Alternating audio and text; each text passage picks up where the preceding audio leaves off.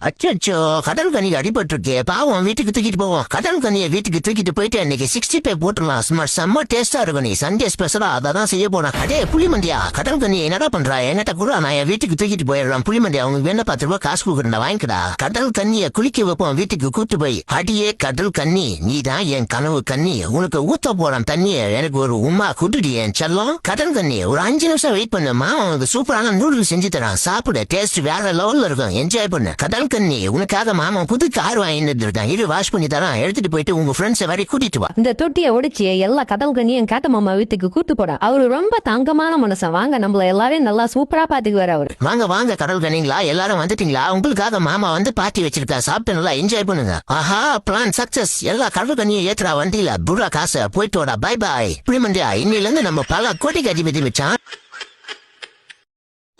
மறக்காம funny dot தமிழை subscribe பண்ணிக்கோங்க.